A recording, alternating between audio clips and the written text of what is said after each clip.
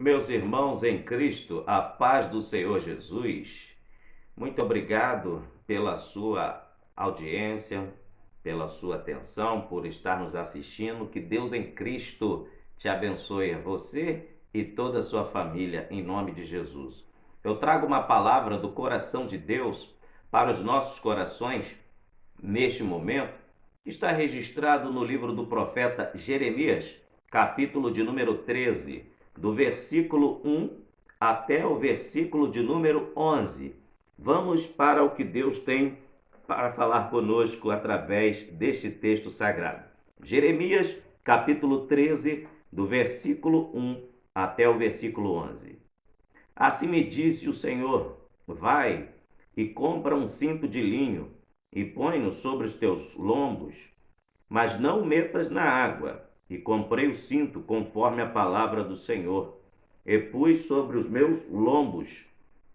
Então veio a palavra do Senhor a mim segunda vez, dizendo: toma o cinto que comprastes e traze sobre os teus lombos, e levanta-te e vai ao Eufrates, e esconde-o ali na fenda de uma rocha.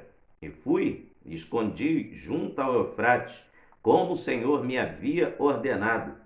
Sucedeu, pois, ao cabo de muitos dias, que me disse o Senhor: levanta-te, vai ao Eufrates e toma dali o cinto que te ordenei, que escondestes ali. E fui ao Eufrates, e cavei, e tomei o cinto do lugar onde havia escondido. E eis que o cinto tinha apodrecido, e para nada prestava. Então veio a mim a palavra do Senhor, dizendo: assim diz o Senhor, do mesmo modo farei apodrecer a soberba de Judá e a muita soberba de Jerusalém, este povo maligno, que se recusa a ouvir as minhas palavras, que caminha segundo o propósito do seu coração e anda após deuses alheios para servi-los e inclinar-se diante deles. Será tal como este cinto, para nada presta. Porque como o cinto está ligado aos lombos do homem, assim eu liguei a mim toda a casa de Israel e toda a casa de Judá, diz o Senhor, para me serem por povo e por nome, e por louvor e por glória, mas não deram ouvidos. Amém. Esta parábola, esse texto sagrado que Deus manda o profeta Jeremias comprar o cinto e usá-lo, é a sua epígrafe da explicativa do porquê Deus ordena ao profeta Jeremias comprar este cinto, usar sem lavar, até chegar a um estágio que ficou insuportável. A epígrafe diz assim: o cativeiro é representado por um cinto de linho. Deus estava querendo dizer à nação de Israel que o castigo divino já estava a caminho, por causa da corrupção, por causa da idolatria, por causa da promiscuidade que estava dentro da nação de Israel. E é bom lembrar que Jeremias foi um homem escolhido por Deus para ser profeta em Israel. Jeremias, no capítulo 1, a Bíblia vai nos dizer que foi o próprio Deus quem o escolhe como profeta. Veja o que diz a Bíblia no capítulo 1 do profeta Jeremias, para nós entendermos a biografia do profeta.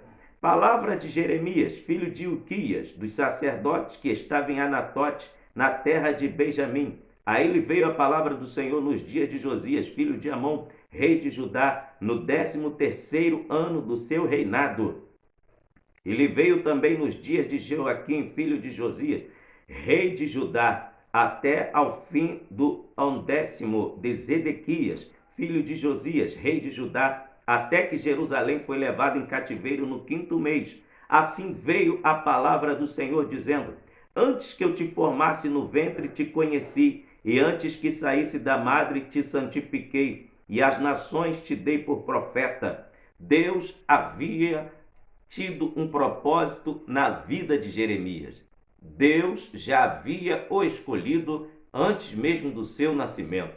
Então, eu aprendo aqui algumas lições bíblicas acerca do chamado de Deus na vida de Jeremias. Uma delas é que Deus escolheu Jeremias antes mesmo dele nascer. Deus já o havia separado. Isso fala da presciência de Deus. Ele conhece todas as coisas. Deus sabe o que aconteceu no passado, Deus sabe o que acontece hoje e Deus sabe o que acontecerá no futuro. Antes de Jeremias nascer, Deus já via Jeremias materializado em pessoa, pregando a sua palavra. Isso mesmo, Deus tinha um propósito na vida de Jeremias. Outra lição que eu aprendo: Jeremias não era do centro de Jerusalém, não era da capital israelense. Jeremias era do subúrbio. Jeremias, ele era um homem do interior. Ele era de Anatote. Anatote ficava ao norte de Jerusalém, alguns quilômetros. Isso significa que quando Deus quer usar alguém, quando Deus escolhe alguém, não importa a localidade onde você mora. Se você mora na área rurícola e Deus tem uma obra com você, é lá que Ele vai te levantar. Se você mora no centro da cidade e Deus tem uma obra com você, é lá que Deus vai te levantar. Para Deus não importa a posição geográfica, o que importa é se Ele te escolheu para usá-lo. E outra coisa, não importa se você é de família influente ou se não é de família influente. Se Deus tem um propósito na sua vida, Ele vai realizar um grande mistério e vai realizar, assim, o seu ministério na sua vida. Por exemplo, encontramos aqui na descrição da biografia bíblica, aqui a biografia da vida do profeta Jeremias, encontramos uma das descrições que nós aprendemos que Jeremias profetizou durante o reinado de 4 reis, tá? Ele profetizou durante o reinado do rei Josias, ele profetizou durante o reinado do rei Jeoaquim, ele profetizou durante o reinado do rei Joaquim e também durante o reinado do rei Zedequias. Agora preste atenção, o rei Josias foi neto do pior rei que teve em Israel. Se você lembra do nome do rei Manassés, ele foi avô do rei Josias. Manassés foi pai do rei Amon. É bom lembrar que Manassés reinou durante 55 anos sobre a nação de Israel. E depois quem o sucedeu foi seu filho, Amon. Amon, ele reinou durante 2 anos. Vamos voltar um pouquinho e falar um pouco sobre Manassés. Manassés seguiu o caminho da idolatria de Salomão. Manassés fez aliança com o Egito, fez aliança com a Babilônia. Manassés fez aliança com as nações que Deus havia proibido de fazer. E sabe o que aconteceu? Os próprios filhos da nação de Israel começaram a cometer torpeza, começaram a se envolver com as nações cananeias. E sabe o que aconteceu?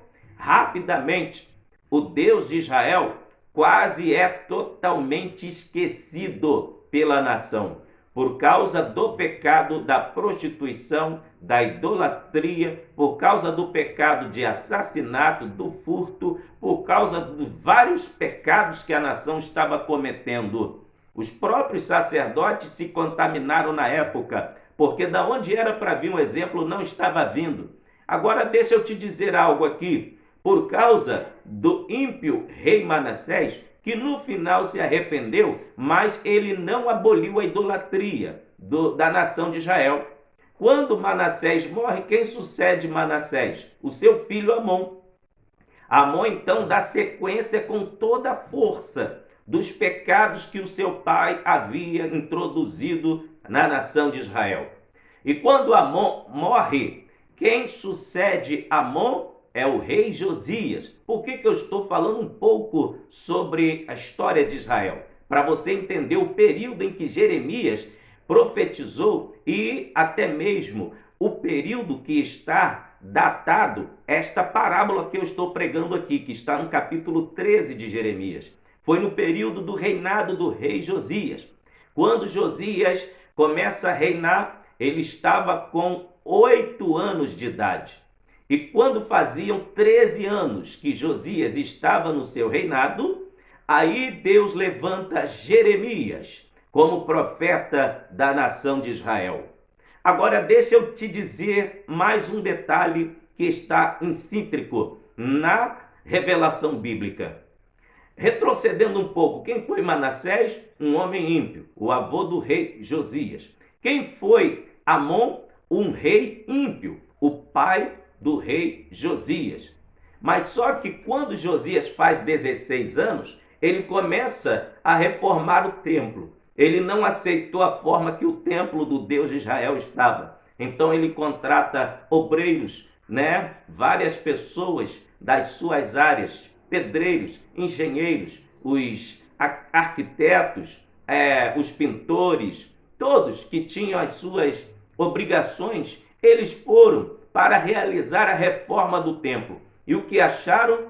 O livro sagrado. O Torá divino havia se perdido dentro do templo. O povo fazia anos, décadas, sem a leitura da palavra de Deus. E com décadas sem ler a palavra de Deus, o povo mergulhou no pecado. O povo mergulhou na prostituição. O povo mergulhou na idolatria, adorando a outros deuses que, na realidade, nunca foram deuses. E sabe o que aconteceu? Josias sente um temor tremendo quando o sacerdote lê o texto sagrado para ele, do Torá divino que Moisés havia escrito. Josias cai em pranto, porque sabia que a maldição estava a caminho da nação de Israel. Porque quem não obedecesse à voz de Deus, a maldição estava a caminho. A lista está em Deuteronômio, capítulo 28, do 1 ao 14, está a lista de bênçãos. Mas do 14 até 60 e poucos versículos é só para maldição. Olha, e aquelas maldições já estavam vindo em direção a Israel. Mas o rei Josias faz uma reforma, tanto no templo, e quando ele atinge a idade de 20 anos, ele já tinha conseguido abolir a idolatria e a prostituição da nação de Israel. Vejamos que Deus então levanta a profetisa Hulda em Jerusalém e manda dizer para o rei Josias que Deus não deixaria a nação passar por aquele período de maldição por causa dos seus pecados. Deus gostou da reforma que o rei Josias realizou em Israel. Josias lutou contra o pecado. Josias mandou destruir tudo que era imagem, tudo que foi feito para os deuses do panteão cananeu, os deuses egípcios, as mulheres que Salomão havia se casado séculos antes. Existia ainda em Israel, nas montanhas, lugares sagrados, consagrados para os deuses das mulheres de Salomão. Quando chega na época do reinado de Josias, ele manda destruir tudo. Ele manda destruir tudo. Até os ossos dos sacerdotes ímpios, dos sacerdotes corruptos, que estavam no vale de Rinom. Ele mandou pegar os ossos, queimar os ossos, e a cinza dos ossos ele espalhou nos templos dos deuses pagãos. Era a maior forma de profanação e de contaminar um lugar. Quando o rei Josias mandou fazer isto, foi porque ele estava querendo dizer que nunca mais, naqueles lugares onde foram contaminados com o pó dos ossos dos sacerdotes ímpios, nunca mais se realizaria um culto em adoração à divindade pagã. Foi tudo profanado. E Deus se agradou da atitude de Josias. Quando Josias, então, ele aboliu a idolatria, Deus então se agrada do que aconteceu. E Deus usa a profetisa Hulda dizendo que enquanto Josias estivesse reinando, o povo ia ficar em paz. E Josias seria sepultado em paz, ia morrer com paz, ele ia viver bem. Tudo porque ele agradou a Deus. Então, é durante esse período, né? É durante este cenário político e religioso que Jeremias começa a profetizar. Mas quando o profeta profetiza e também ele escreve aqui esta parábola que Deus manda ele comprar o cinto e representava a nação de Israel, era Deus mostrando que Israel ia passar pelo cativeiro por causa dos seus pecados. Porque quando o rei Josias morreu, entrou então o rei Jeoaquim, que fez aliança com o Egito, com as outras nações, e o que aconteceu? O pecado voltou a brotar na nação de Israel. Aí, como Deus não tem pacto com o pecado, você sabe, né? A repreensão já começou a vir para a nação de Israel. Então encontramos que no capítulo 13, Deus manda o profeta comprar um cinto de linho. E este cinto, segundo o contexto histórico, era de cor branca. Sabemos que eram somente as pessoas da classe alta que usavam cinto e também sacerdotes. Então, quando Deus manda Jeremias comprar aquele cinto, ele manda colocar e usar até chegar ao ponto de não dar mais para usar. O cinto era branco. E Deus falou com o profeta: use ele sem lavar, diariamente. Use. Chegou a um ponto que o profeta não conseguiu mais usar aquele cinto, porque desbotou a sua cor. A sua cor original ficou descaracterizada. Então, e juntando o mau cheiro e juntando a descaracterização da cor daquele cinto, o profeta falou: não dá mais para usar. Aí Deus fala para ele: então vai lá, próximo ao rio Eufrates, pega o cinto e enterra debaixo das rochas, próximo às águas do rio Eufrates. E quando Jeremias caminha em direção ao Eufrates, chega lá, ele enterra o cinto. Passado longos dias, período este que Jeremias andou sem o cinto novamente, veio a palavra do Senhor a Jeremias dizendo: Jeremias, volta lá onde eu mandei você enterrar o cinto, pega o cinto novamente e vai e observa o cinto. Jeremias caminha novamente até o Eufrates, na localização onde ele havia enterrado o cinto, pega o cinto de volta, mas não dava para usar, porque o cinto estava desmanchando, havia apodrecido, estava totalmente desmanchando. E Deus então fala para o profeta: assim eu vou fazer com a nação de Israel. Eu vou abater a soberba e o orgulho da nação de Israel, porque abandonaram a minha palavra e porque também me deixaram e se curvaram diante de outros deuses. Vou eu abater a nação de Israel. Então, lendo esse texto sagrado, o Espírito Santo trouxe ao meu coração algumas revelações. O que eu aprendo aqui, uma das primeiras lições, é que no capítulo 13, quando Deus manda Jeremias comprar o cinto, ele vai sem questioná-lo. A primeira lição que eu aprendo é que quem é guiado por Deus, quem é usado por Deus, quem é levantado por Deus, nunca deve questioná-lo, mas deve sempre obedecê-lo e fazer a sua vontade e cumprir o ID. Deus fala com Jeremias: compre um cinto de linho e use. Jeremias obedece a Deus e começa a usar aquele cinto. Sabe, muitas das bênçãos acontecem na nossa vida, mas por causa da nossa obediência. Se obedecermos a Deus, comeremos o melhor dessa terra. Se obedecermos a Deus, as portas celestiais sempre estarão abertas para nós. Então, outra lição que eu aprendo aqui: qual era a finalidade do cinto?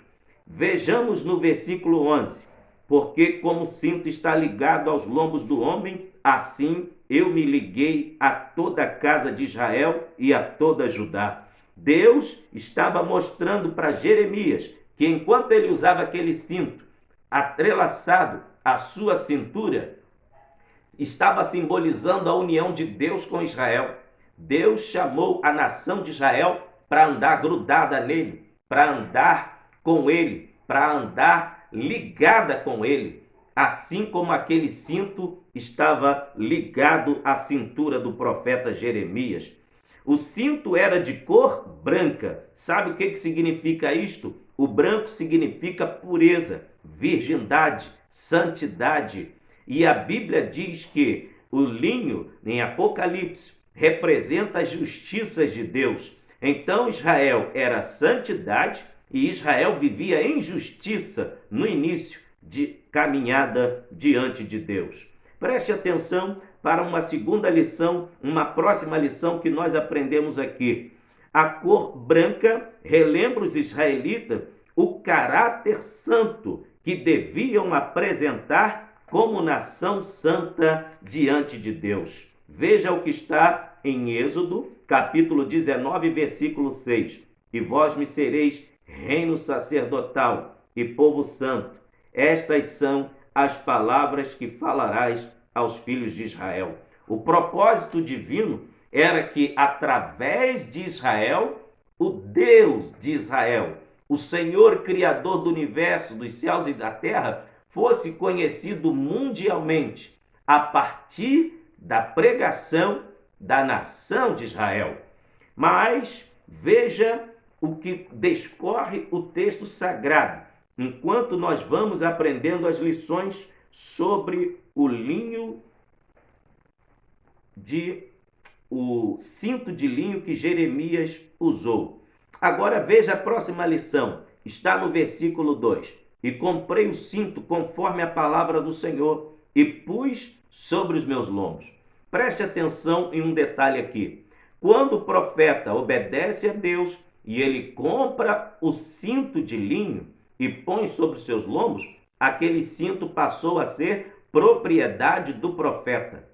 Com este ato, com esta ação de Jeremias, Deus estava dizendo: assim, Jeremias, como você comprou este cinto, eu também comprei a nação de Israel para mim. A palavra remidor, no original grego, significa aquele que compra e tira do mercado de escravo. Aquele que compra e tira do mercado de escravo. Deus remiu a nação de Israel, tirou das garras de Faraó. O fato está registrado em Isaías, capítulo 43. Veja o que a Bíblia vai nos dizer. Mas agora assim diz o Senhor que te criou, ó Jacó, e que te formou, ó Israel. Não temas, porque eu te remi, chamei-te pelo teu nome e tu és meu. Olha que coisa interessante. Além de Deus comprar a nação de Israel para ele, Deus remiu a nação de Israel, ou seja, deu dignidade para a nação de Israel. A nação de Israel passou a ter um nome, porque até então eles eram os hebreus, escravos de Faraó. Mas agora, quando sai do Egito, eles passam a ser a nação escolhida de Deus, o povo adquirido por Deus. Foi Deus que os tirou das garras de Faraó. Glorificado seja o nome do Senhor Jesus. Glória a Deus. Agora veja o que o apóstolo Paulo escreve também em 1 Coríntios, capítulo 7, versículo de número 23. Nós também fomos comprados por Deus, irmãos. Você é comprado por Deus. Olha o que diz aqui 1 Coríntios, capítulo 7, versículo 23. Fostes comprados por bom preço. Não vos façais servo dos homens. Nós, você, fomos comprados pelo sangue de Jesus Cristo. Isso mesmo. Vamos conferir o que está registrado em 1 Pedro, capítulo de número 1, versículo de número 18 e o versículo de número 19. Diz assim: sabendo que não foi com coisas corruptíveis, como prata ou ouro, que fostes resgatado da vossa vã maneira de viver, que por tradição recebeste dos vossos pais, mas com o precioso sangue de Cristo, como de um cordeiro imaculado e incontaminado. Oh, glória a Deus! Fomos comprados pelo sangue de Jesus. Sabe o que significa isto? Eu tenho um dono. Eu não faço mais as minhas vontades. Eu não sigo mais o meu querer. Eu faço a vontade do Pai. Você tem um dono. Você não faz mais o que você quer. Você faz a vontade do Pai.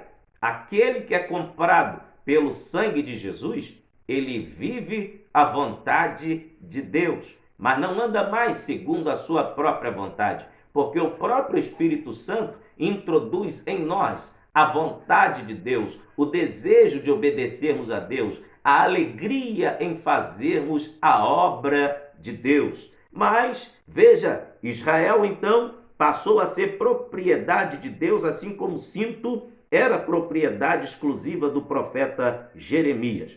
Outra lição que eu aprendo no capítulo 13 de Jeremias: assim como o cinto aumenta a resistência, dando estabilidade, fixando a roupa no corpo de quem o usa, assim também Deus queria que Israel, proclamando as verdades de Deus, fosse a instabilidade mundial.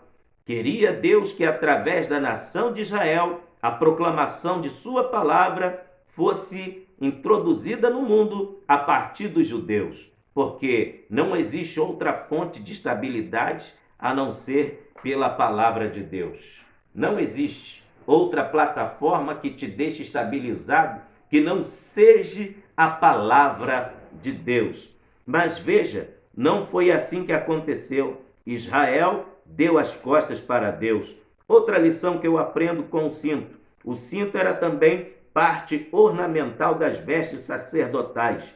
Veja qual era o propósito de Deus nas indumentárias sacerdotais.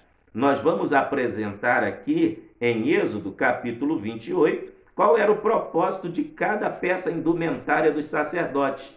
Êxodo 28, verso 40, diz assim: também farás túnicas aos filhos de Arão, e far-lhe-ás cinto, também lhes farás tiara, para glória e ornamento. Deus queria que aquele cinto que estava no corpo do profeta Jeremias fosse parte para a glorificação de Deus. Assim como que Deus queria que o comportamento diário de Israel fosse para a glória e honra do seu nome. Deus projetou para Israel carregar o nome dele, transportar a glória dele, assim como a peça ornamental do sacerdote era para o louvor e glória, assim como este cinto está representando nesta parábola do capítulo 13 a nação de Israel. Deus queria que Israel, com responsabilidade, transportasse a sua glória para todo o universo, para todas as humanidades, para todas as nações, mas não foi assim que aconteceu. No decorrer dessa parábola, nós vamos aprendendo várias lições. Agora veja que no capítulo 13 de Jeremias, Jeremias usou tanto cinto, que ele perdeu a sua característica.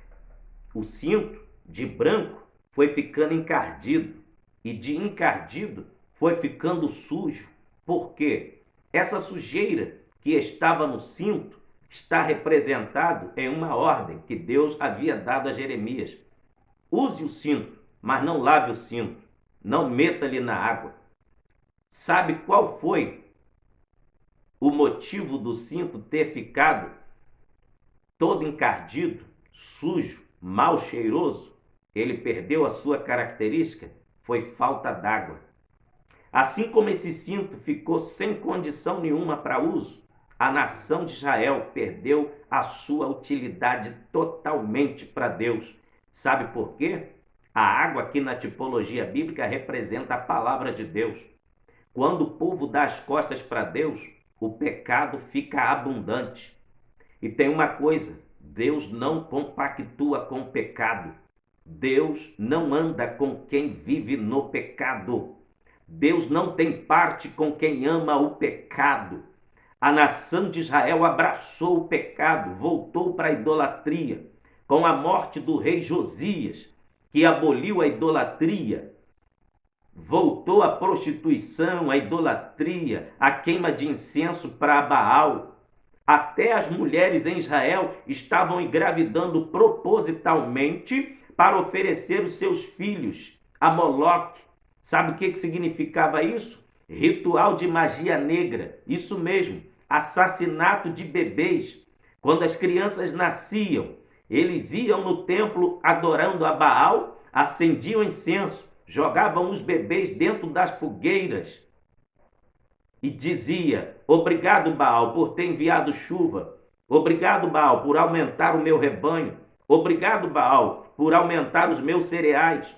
Ao invés de render toda a glória, toda a honra para Deus, convertiam aquilo que era para Deus para dar para Baal. E aquilo provocou a ira de Deus. Deixa eu te dar mais um detalhe aqui. Você lembra da introdução da mensagem que eu falei um pouquinho só da biografia dos reis, né, que governaram Israel no período profético de Jeremias? É bom lembrar do período que antecedeu ao profeta Jeremias foi o avô do rei Josias, conforme eu falei na introdução. Josias foi ímpio. Aliás, perdão, Manassés foi ímpio, o avô do rei Josias. Manassés introduziu, né, dando sequência ao que Salomão começou. Acabe introduziu em Israel a feitiçaria. E quando Manassés morre, Amon, o seu filho, sucede o trono e reinou apenas 2 anos. E morreu por causa de intriga dentro do palácio. E sabe o que aconteceu? Josias não aceitou aquela situação porque ele encontrou o livro sagrado dentro do templo. E ele teve temor de Deus. Sabe o que aprendemos e extraímos esta lição aqui? É que não importa de quem você é neto, não importa de quem você é filho, se teu avô foi algo que não tinha parte com Deus, não importa. Se você aceitou a Cristo Jesus, a maldição foi quebrada. Se teu pai pertencia a algo que não tem parte com Deus, se você aceitou a Cristo como Salvador de coração, a maldição foi quebrada. Não importa o passado. Aleluia. Tem gente que diz: mas o pai foi assim, o filho vai ser. Nada disso. Quem escreve uma nova história é Deus. Quem escreve um novo curso para a nossa vida é Deus. Aleluia. E toda maldição é quebrada no ato que, quando aceitamos a Cristo como Salvador.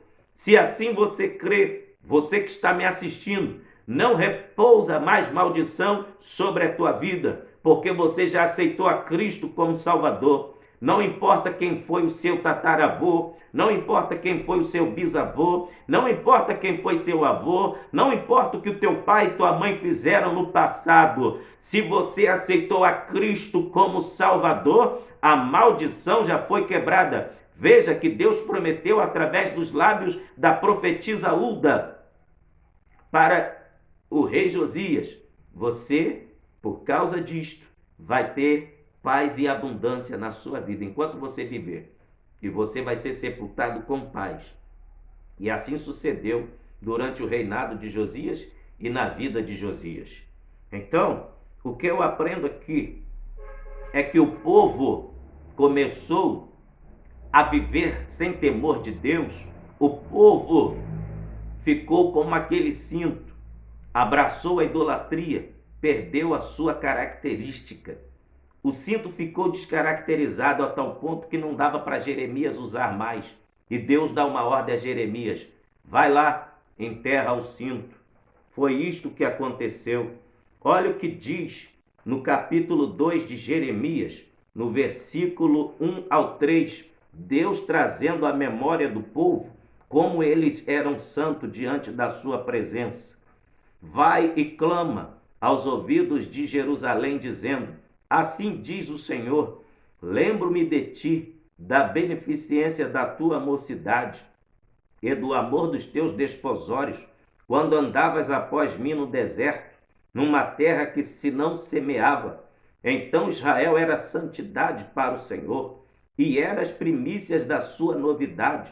Todos os que o devoravam eram tidos por culpados.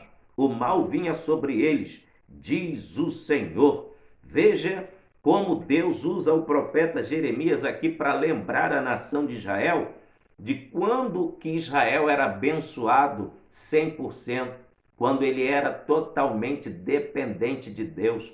Antes de adentrarem com seus pés na cidade e na terra prometida, na Canaã, eles eram totalmente dependentes de Deus, porque caminharam 40 anos no deserto.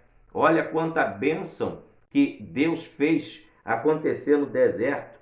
Eles caminharam, o sapato nunca se gastou. Imagina, irmão, você comprar um sapato, ou você, irmã, comprar uma sandália, usar durante 40 anos e nunca se gastar, nunca se desgastar, nunca se deteriorar. Usar uma roupa durante 40 anos, debaixo de sol quente e de noite aquele ar gelado, e nunca se dissolver a sua roupa, é só um milagre de Deus. E outra, como que o povo se alimentava se estava no deserto? No deserto não dá para plantar nada, porque só tem areia. Mas Deus fazia chover comida toda manhã, descia maná do céu. Aleluia! Antes do povo entrar em Canaã, ninguém morreu de fome, ninguém nunca passou necessidade, porque Deus cuidava de tudo. De noite, para eles não morrerem congelados com a friagem do deserto, Deus mandava uma coluna de fogo. E durante o dia, para não morrerem por causa do sol muito quente, o sol escaldante, Deus mandava a nuvem para refrigerar o seu povo.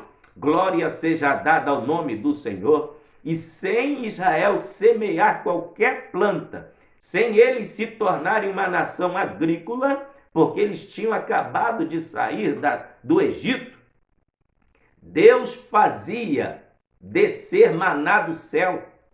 Sem eles plantarem nada, todo dia eles comiam. Sabe o que é isto? É o cuidado de Deus. E Deus traz a memória deles, como que Deus cuidava deles. E agora eles estavam como este cinto sem característica, todo sujo, podre. Por quê? Porque deram as costas para Deus. A falta d'água no cinto está representada na falta da observância da palavra de Deus. Irmãos, nós aprendemos vários símbolos da palavra de Deus. A Bíblia Sagrada, aleluia, vai nos mostrar como que é, aleluia, a palavra de Deus. Aleluia. Louvado seja o nome do Senhor Jesus. E nós aprendemos vários símbolos do que é a palavra de Deus. Como que Israel deu as costas para Deus? Um dos símbolos da palavra de Deus é o fogo. Jeremias capítulo 23, versículo 29, a Bíblia vai nos informar como que a palavra de Deus é como fogo. Diz assim, aleluia. Não é a minha palavra como fogo, diz o Senhor, e como um martelo que esmiuça a penha. Tem dois simbolismos aqui para a palavra de Deus, como fogo. O que significa o fogo aqui nessa tipologia bíblica? O fogo ilumina. Quando temos a palavra de Deus, nós temos iluminação. Quando nós temos a iluminação, aleluia, não ficamos perdidos à noite, porque o próprio fogo traz luz. A palavra de Deus traz direção. O povo de Israel perdeu a direção porque faltou a palavra. Se faltou a palavra, faltou luz. Agora, a palavra de Deus também é como um martelo que esmiuça a penha. Glória a Deus. Sabe o que significa isto? Não existe dureza que resista ao poder da palavra. Mas como Israel deu as costas para Deus, aqui a dureza se tornou a insensibilidade. O povo ficou insensível, não tinha mais ouvidos para a voz de Deus. Quer ver outro simbolismo da palavra de Deus? É o escudo. Provérbios capítulo 30, versículo 5 diz que a palavra de Deus é um escudo para aqueles que nela confiam, para aqueles que nele confiam. Aleluia! E o que representa o escudo? Proteção. Quando a pessoa abandona a palavra de Deus, ela fica sem proteção. Ela fica sem a bênção da proteção divina. Tanto é que o Salmo 91, ele diz que a bênção do Senhor é condicional, não é para todos, é só para quem está. Olha só, aquele que habita no esconderijo do Altíssimo, à sombra do Onipotente descansará. É condicional, irmãos. Tem muita gente aí dizendo que é de Deus, que está com a bênção de Deus, mas está servindo a Deus? Está fazendo a vontade de Deus? Porque nem todo aquele que diz que está com Deus, Deus está com ele. Tem que ter o procedimento da obediência para Deus estar com você, para Deus estar conosco. Outro símbolo da palavra de Deus é a espada. Efésios capítulo 6 e o versículo 17. A espada do Espírito. O que significa a espada? Um dos símbolos da espada é defesa e ataque. Isso mesmo. Sem a espada, um soldado não ia para a guerra.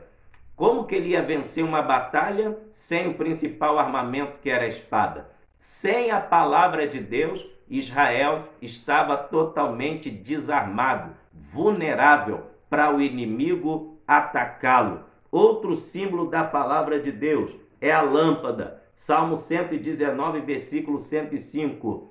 Lâmpada para os meus pés é a tua palavra e luz para os meus caminhos. Como eu expliquei na simbologia que a palavra de Deus é como fogo, também é lâmpada. Lâmpada é iluminação, mas como fogo também tem várias simbologias. Além de iluminar, ela aquece. Aleluia! No frio, não tem coisa melhor do que você estar aquecido. A palavra de Deus é o aconchego necessário nas horas mais difíceis em que enfrentamos. Quando Israel abandona a palavra de Deus, ele perde o aconchego celestial, ele perde o carinho, o afago de Jeová sobre sua vida. Aleluia! Agora, outra característica da palavra de Deus, espelho, está em Tiago, capítulo 1, versículo 23 e 24. Qual é a finalidade do espelho? É você se enxergar e ver como você está na própria realidade.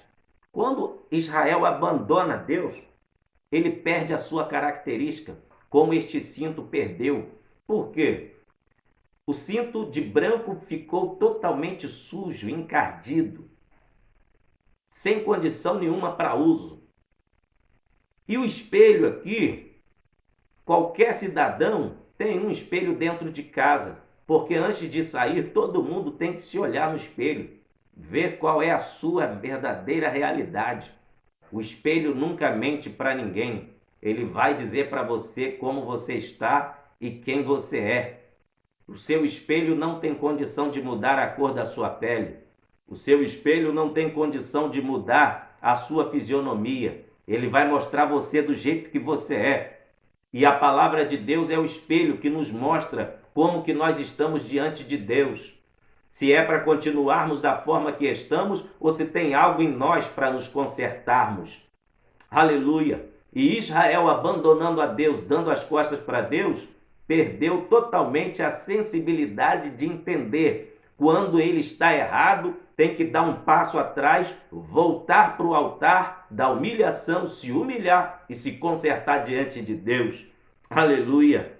Outra coisa, a palavra também está simbolizada no alimento. Por quê? O pão. Jesus disse, eu sou o pão vivo que desceu do céu. O pão é um dos alimentos que existe há mais de 5.000 anos. É um dos alimentos que tem mais índice de nutriente. Quantos que estão desnutridos porque dão as costas para a palavra de Deus?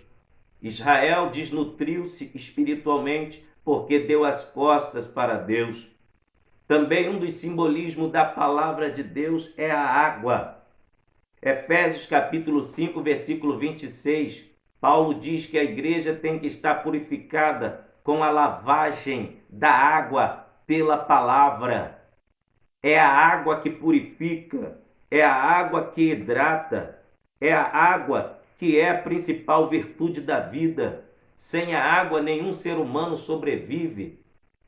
Preste atenção, quando Israel dá as costas para Deus, dá as costas para a palavra de Deus, ele perde todas essas bênçãos. E tem mais outras tipologias aqui da palavra, só que o tempo não permite ditar todas, só ditei algumas para você ter uma noção de que tipo de bênção Israel se privou quando deu as costas para Deus. Que coisa triste que aconteceu, não é verdade? Mas a escolha de cada um é que vai determinar os frutos a serem colhidos. Israel andou após outros deuses. Agora, observe o livro de Jeremias, capítulo de número 2, versículo 4 ao 9. Quando Israel estava mergulhado no pecado, olha o que Deus usa o profeta Jeremias no capítulo 2, do versículo 4 ao 9. Ouvi a palavra do Senhor, ó casa de Jacó, e todas as famílias da casa de Israel.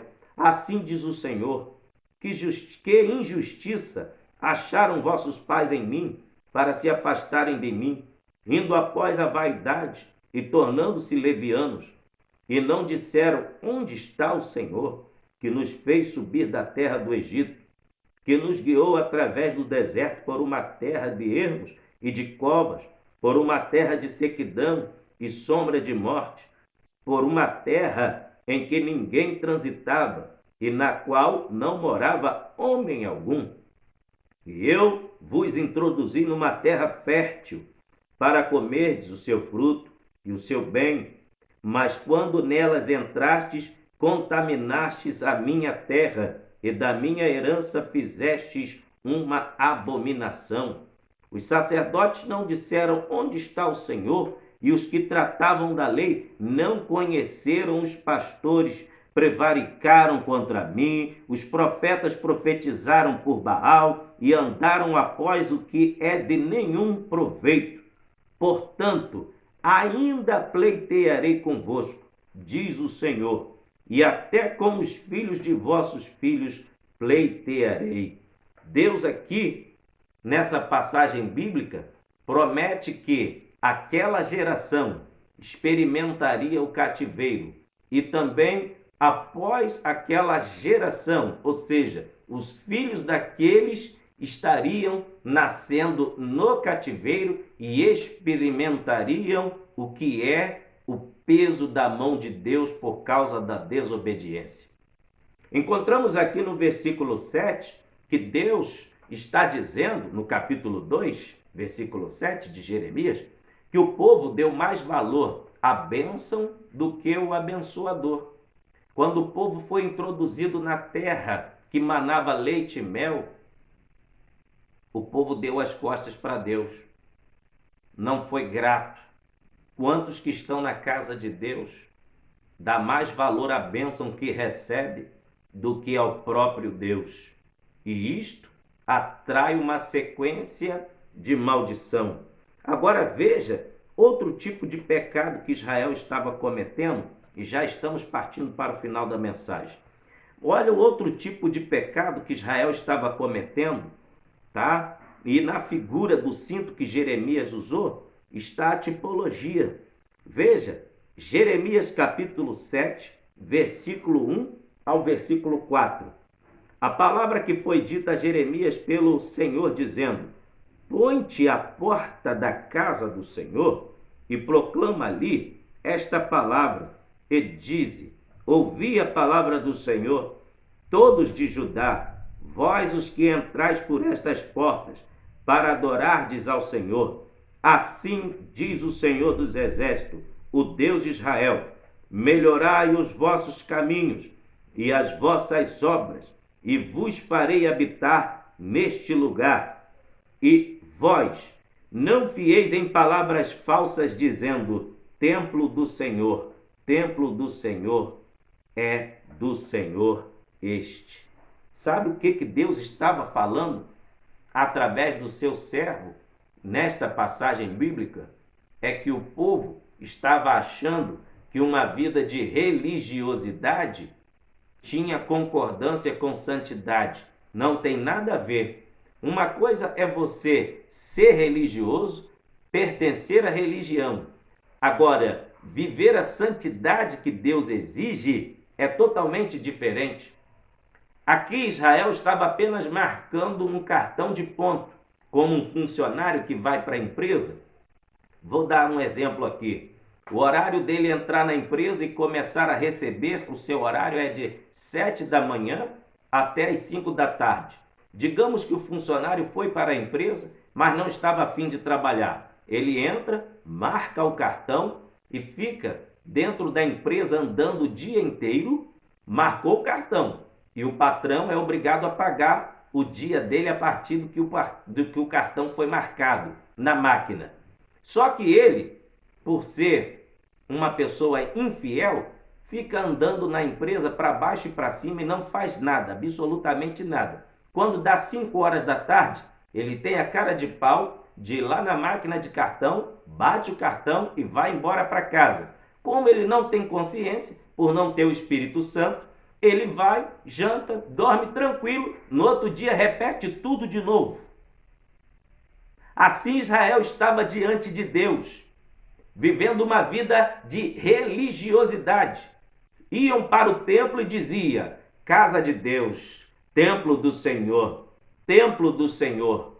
Mas quando saía dali, ia para o templo de Baal, adorar Baal, queimar incenso para Baal. Quando saíam dali, sabe o que eles iam fazer? Se prostituir com as prostitutas de Baal. Quando saíam dali, sabe o que eles iam fazer? Iam matar crianças, ofereciam os bebês recém-nascidos no altar de fogo para Baal. E Deus estava irado com o seu povo. Isto mesmo, esse tipo de pecado que Israel estava cometendo. Agora, um detalhe aqui. Como que você hoje, que está me assistindo, esteja pensando: meu Deus, como que hoje alguém tem coragem de fazer isto? Passar o filho pelo fogo. Eu não teria coragem de fazer, mas muitos fazem espiritualmente. É quando você começa a fazer a vontade dos seus filhos, de não ir para a igreja. É a escola bíblica dominical, ele diz: não, pai, vou ficar em casa, vou ficar jogando videogame. Você está jogando seu filho na fogueira.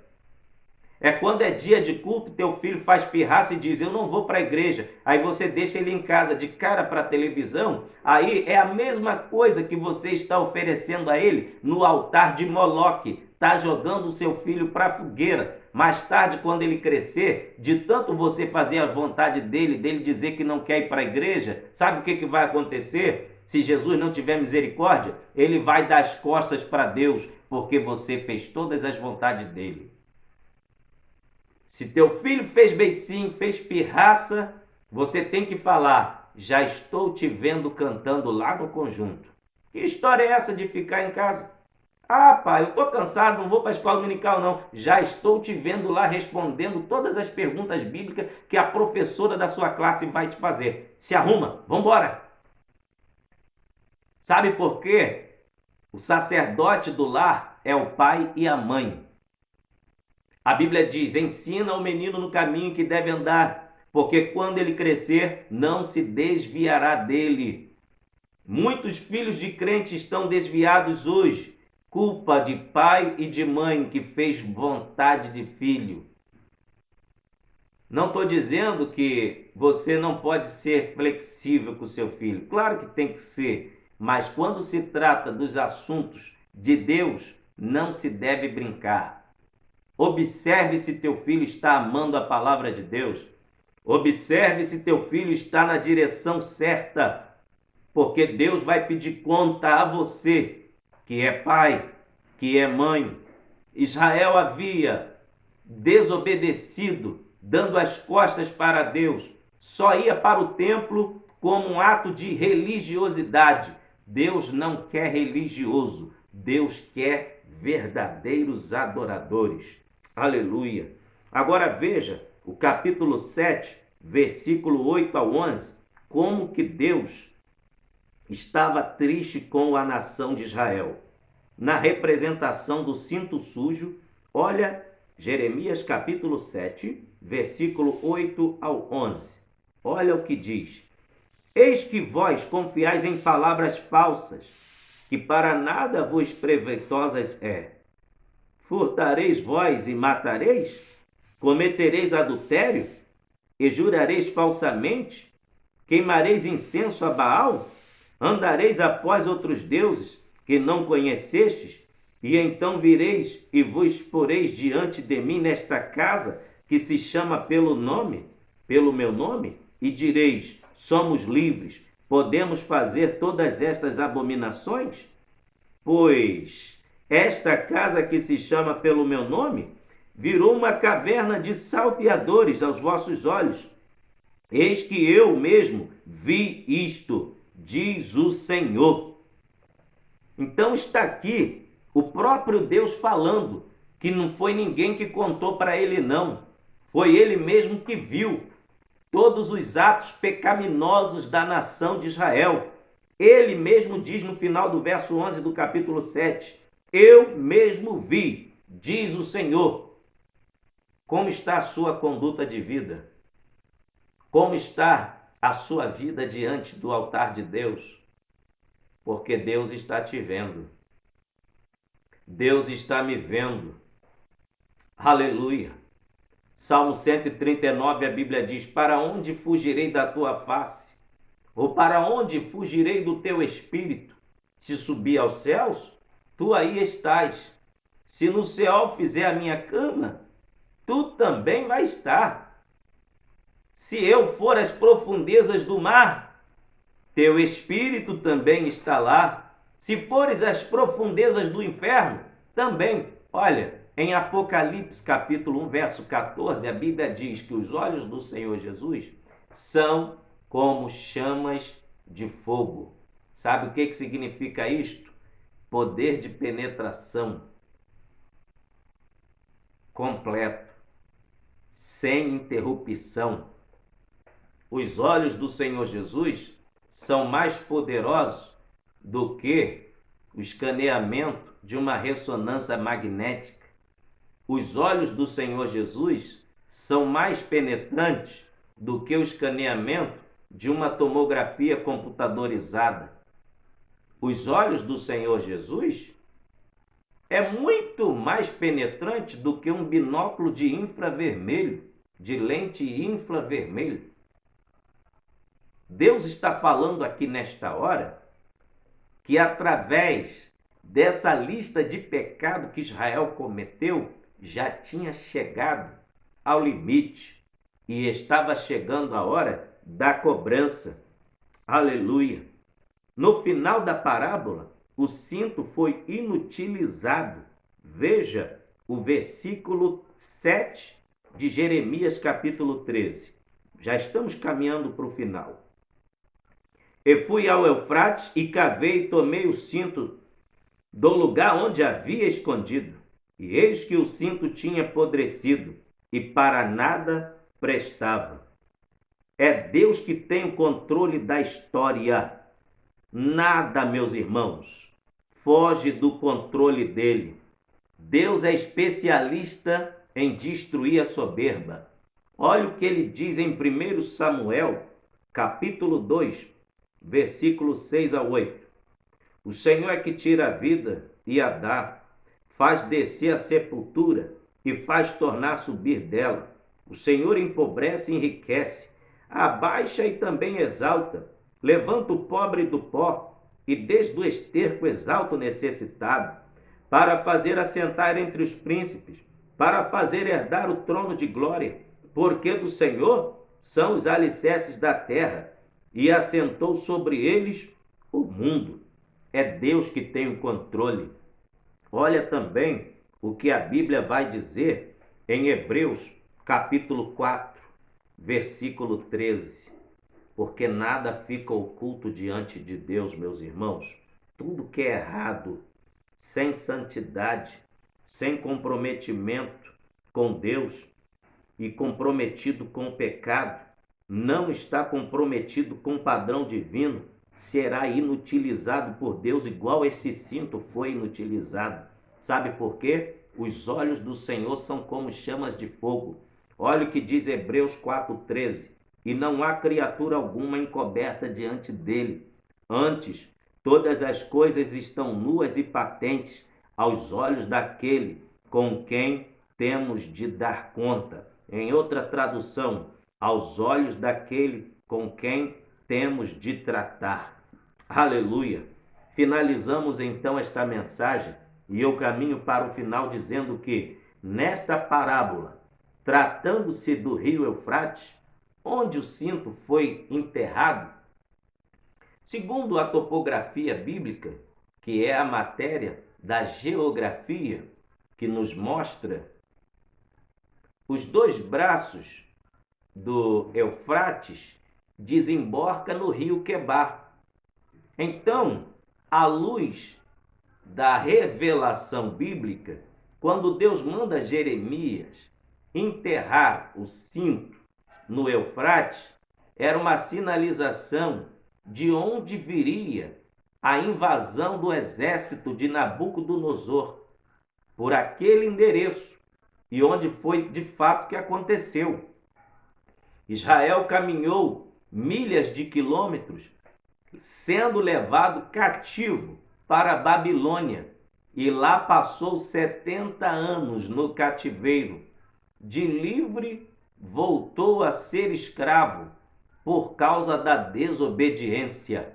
Então, eu aprendo com esta parábola que Deus abate o soberbo.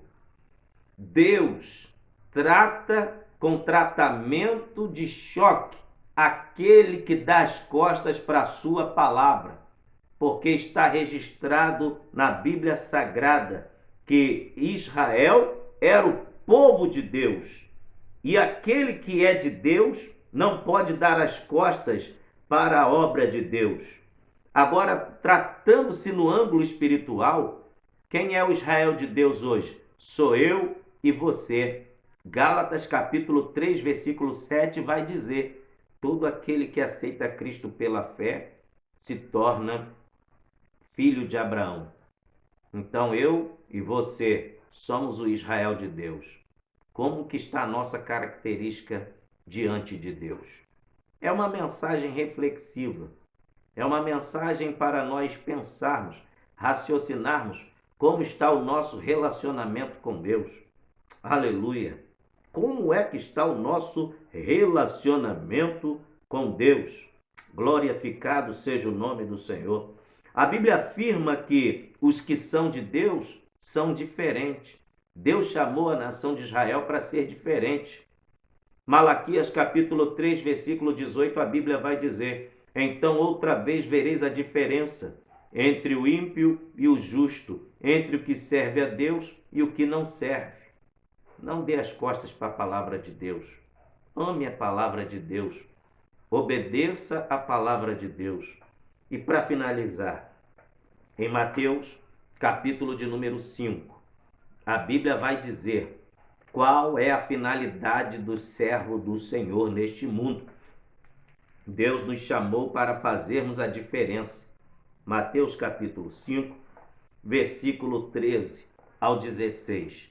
Vós sois o sal da terra, e se o sal for insípido, com que há de salgar? Para nada mais presta, senão para se lançar fora e ser pisado pelos homens. Vós sois a luz do mundo. Não se pode esconder uma cidade edificada sobre um monte, nem se acende a candeia e se coloca debaixo do alqueire, mas no velador, e dá luz a todos que estão na casa. Assim resplandeça a vossa luz diante dos homens, para que vejam as vossas boas obras e glorifiquem o vosso Pai que está nos céus. Amém. Finalizando esta palavra, eu li esta passagem do Novo Testamento para sincronizar com a parábola do cinto. Qual é a finalidade do cinto? Era estar limpo. Ele perdeu a característica porque nunca foi lavado. Qual era a finalidade do cinto? Está atrelado à cintura. Assim como o cinto estava atrelado à cintura, Deus chamou Israel para viver em intimidade com ele. Mas só que o cinto perdeu a sua utilidade por causa da sujeira. Qual é a utilidade do sal que Jesus está falando aqui? É dar tempero, dar sabor aos alimentos. Se o sal perder a sua salinidade, ele não presta para nada. Só vai servir de aterro. E o que é o aterro? Algo que só serve para as pessoas passar por cima. Fala de humilhação. Aquele que tem um chamado por Deus e não desenvolve o chamado que Deus lhe confiou, vai ser humilhado, vai ser pisado. Isso mesmo. O sal, quando perde a sua salinidade, ele fica dessalinizado, ele só serve para uma coisa, para aterro. E Deus não te chamou para ser pisado por ninguém.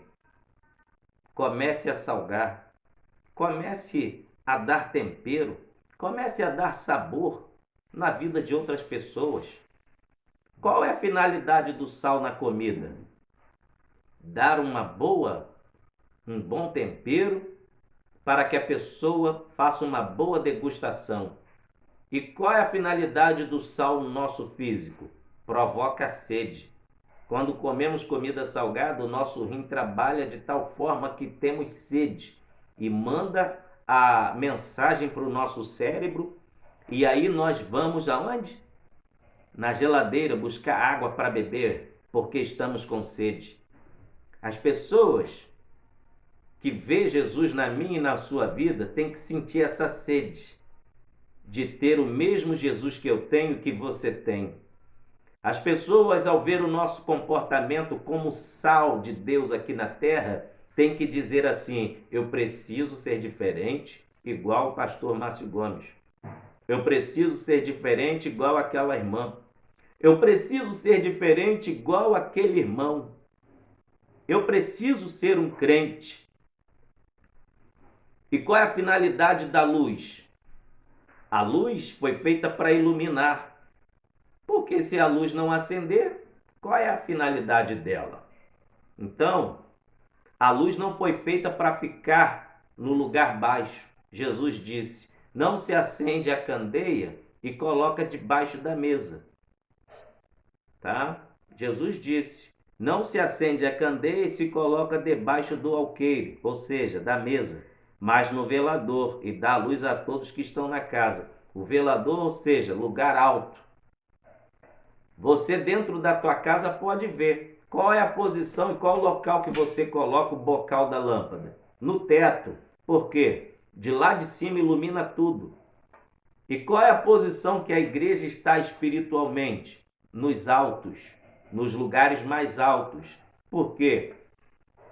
É através do testemunho, do comportamento, das atitudes do povo de Deus que entra os bons costumes na sociedade. Se você perder a característica de luz, infelizmente, o local onde você estiver vai ficar trevas. E não é Deus que é o pai das trevas. O príncipe das trevas é Satanás. Então, para que haja luz onde você está, tem que ter Jesus. Tem que se encher de Deus e temos que obedecermos à palavra de Deus para que a glória do Senhor se manifeste no local onde estivermos. E que eu e você possamos aprender com a parábola de Jeremias capítulo 13 sobre o cinto que apodreceu por causa da soberba, por causa da falta da palavra de Deus. Esses pecados que aconteceram através da nação de Israel foi porque não ouviram a palavra de Deus, ficaram soberbos e deram as costas para Deus. Pecados gravíssimos, mas que nós venhamos aprender com os erros da nação de Israel e possamos acertar nossas vidas e não cometer os mesmos erros que o povo do passado cometeu, porque os erros deles servem de lições para nós.